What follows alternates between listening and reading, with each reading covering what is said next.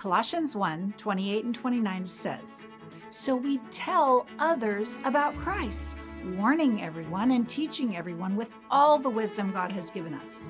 We want to present them to God, perfect in their relationship to Christ.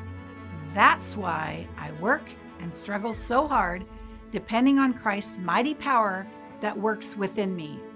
In another translation, verse 29 reads, "To this end I also labor, striving according to his working, which works in me mightily."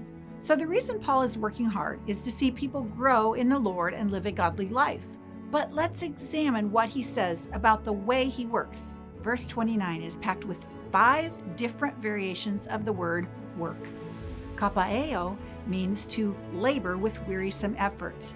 Agonizomai means to labor fervently or strive. Energia means effective working with superhuman power, speaking of God's work. And another form of that word in this verse is energeo, which speaks of effectual working on our part. And dunamis is where we get the word dynamite and means work that is mighty, powerful, and miraculous. So based on all of these original Greek words, verse 29 is saying that God's working works in Paul to empower him to work for God so that God can work in other people's lives. And the same is true for us. Our work is empowered by God's work in us.